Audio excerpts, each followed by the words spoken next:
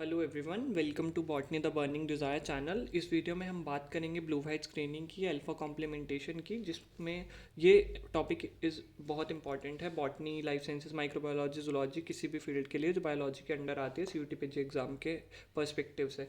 तो अगर हम ब्लू वाइट स्क्रीनिंग की बात करें, the name suggest it is screening process. जब रिकॉम्बिनेंट DNA टेक्नोलॉजी में हम कोई भी प्रोडक्ट बनाते हैं, सपोज BT कॉटन या कोई भी प्रोडक्ट, तो अगर कोई जीन हमने इंसर्ट किया है तो वो उसमें गया है कि नहीं प्लाज्मिड में, तो वो किस प्रोसेस से हम चेक करते हैं, उन प्रोसेस को हम स्क्रीनिंग प्रोसेस बोलते हैं। अब ब्लू वाइट स्क्रीनिंग जो है वो यूज़ करती है PUC19 को। ठीक है, तो this PUC19 stands for plasmid, P is for plasmid and UC is for university of California and 19 is your strain number. अगर हम इसके स्ट्रक्चर की बात करें तो structure will be something like this. यहाँ पे आपका आ जाएगा एम्पिसिलिन रेजिस्टेंट जीन, यहाँ पे आपका पोर्शन आ जाएगा जो कि लैक्सी को रिप्रेजेंट करता है, और यहाँ पे आपका पोर्शन आ जाएगा मल्टीपल क्लोनिंग साइट का। इसके अंदर अलग अलग होंगे, जैसे इक्वार 1 हो गया, देन आपका HIN3 हो गया और बहुत सारे। तो अगर हम मेन बात करें तो ये जो लैक्सी है, ओके, ये लैक्सी जो है वो एक एंजाइम है बीटा गैलेक्टोसाइडेस, उसके लिए इनकोड करता है, लेकिन एक कंप्लीटली इस एंजाइम को नहीं बना सकता, ये सिर्फ इसका एक पोर्शन बनाता है। तो जो लैक्सी है of plasmid that encodes for N terminus of beta galactosidase enzyme which is alpha fragment, and एक जो पार्ट है इसका वो होस्ट बनाता है। यहाँ पे होस्ट है ई कोलाई।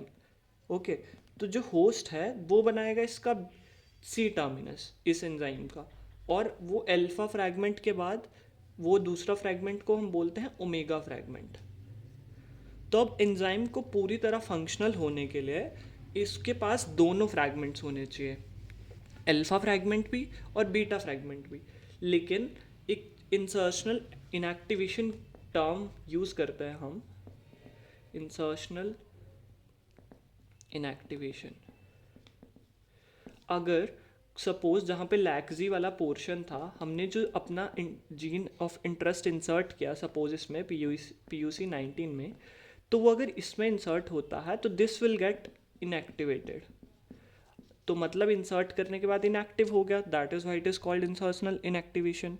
अब इनएक्टिव हो गया तो ये जो है वो अपना प्रोडक्ट नहीं बनाएगा, मतलब ये अल्फा फ्रैगमेंट तो बनाएगा नहीं, तो बीटा गैलेक्टोसाइडेस एंजाइम कंप्लीटली बनेगा नहीं। अब इसको हम टेस्ट कैसे करेंगे कि बीटा गैलेक्टोसाइडेस पूरा बना है कि नहीं। तो this beta galactosidase acts on a substrate which is called X gal, और इसको अगर हम ब्रेक डाउन करके लिखे तो इट इज़ कॉल्ड 5-ब्रोमो 4-क्लोरो three indolyl beta D galactoside. Okay, अगर अब इस प्रोडक्ट पे, इस सबस्ट्रेट पे सॉरी, बीटा गैलेक्टोसाइडेस एक्ट करेगा तो it will form a blue coloured product और अ ब्लू कलर्ड कॉलोनी। अगर ब्लू कॉलोनी है देन हमें पता चलेगा कि वो एंजाइम कंप्लीट है, मतलब इंसर्शनल इनएक्टिवेशन नहीं हुई, जीन इंसर्ट नहीं हुआ लैक्सी के अंदर। अब वही बात अगर हम किसी और चीज़ में देखें, सपोज जब ये बीटा गैलेक्टोसाइडेस ने एक्ट किया एक्सगैल के ऊपर, तो ब्लू कलर प्रोडक्ट नहीं बना बल्कि वाइट बना।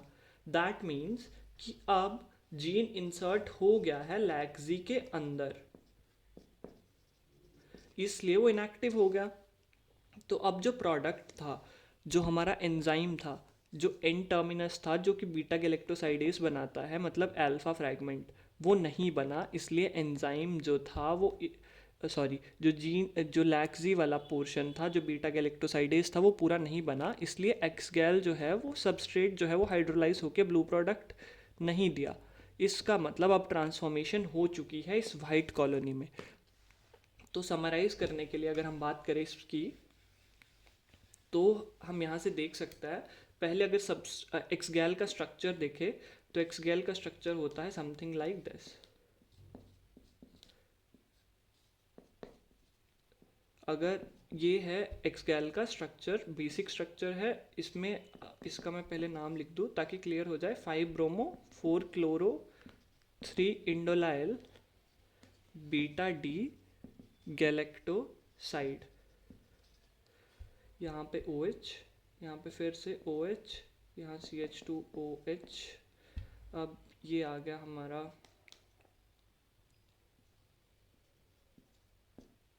NH। इसका स्ट्रक्चर वैसे I don't think so CUT PG के लिए इम्पॉर्टेंट है, तो इसको मेमोराइज करने की ज़रूरत नहीं है।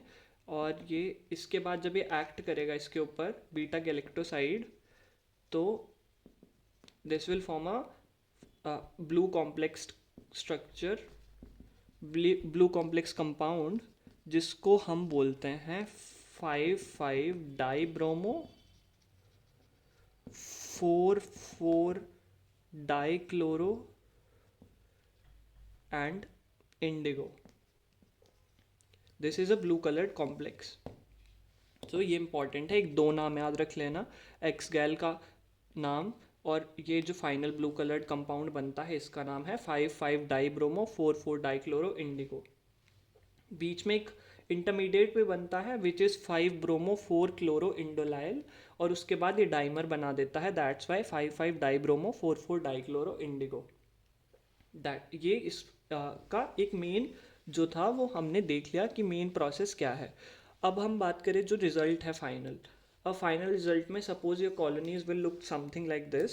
अगर हम बात करें तो ये आपका जो ब्लू कलर्ड कॉलोनी है, कई बार ऐसे डाटा देके भी वो पूछ लेता है कि कौन सा वाला बताइए, कितने नॉन ट्रांसफॉर्मेंट है और समथिंग लाइक दैट। अब ये जो रेड से बनाया है, suppose these are white colonies, और जो ब्लू से बनाया है दैट इज ब्लू कॉलोनीज। तो अब जो वाइट कॉलोनीज हैं, मैंने बताया कि वाइट है मतलब ब्लू कलर कंपाउंड नहीं बना, मतलब यहाँ पे जो है वो जीन इंसर्ट हुआ है, मतलब ये ट्रांसफॉर्मेंट्स हैं। ब्लू कॉलोनीज को हम ये नहीं बोल सकते कि वो नॉन ट्रांसफॉर्मेंट्स है, बिकॉज कई बार क्या होता है, सपोज ये आपका PUC19 है या फिर नॉन रिकॉम्बिनेंट्स हैं, बिकॉज जो ये PUC19 है, ये जो लैक्जी है, जीन ज़रूरी ही नहीं यहाँ पे इंसर्ट हो, जीन तो यहाँ भी इंसर्ट हो सकता है, यहाँ भी इंसर्ट हो सकता है, यहाँ भी इंसर्ट हो सकता है, ठीक है, लेकिन हमें पता तो यहीं का चल रहा है, क्योंकि लैक्जी का जो था वो एक कंपाउंड बना रहा है, अपना एंजाइम बना रहा है, जिससे हमें पता चल जाएगा उसका एक्शन होगा कि नहीं। तो अगर कहीं और भी इंसर्ट हो रहा है तो मे बी ब्लू कॉलोनी बन जाए, बिकॉज लैक्जी तो एक्टिव रहेगा ना। तो ये चीज़ इंपॉर्टेंट है ध्यान रखने के लिए। बाकी मेन जो था इसमें ब्लू वाइट स्क्रीनिंग में यही था, और इसको हम also the other name for this process is alpha complementation. तो this was the main thing. तो इस वीडियो में इतना ही। नेक्स्ट वीडियो में किसी और टॉपिक में जो इम्पोर्टेंट है आपके इन एग्ज़ाम्स के लिए, उसमें बात करेंगे।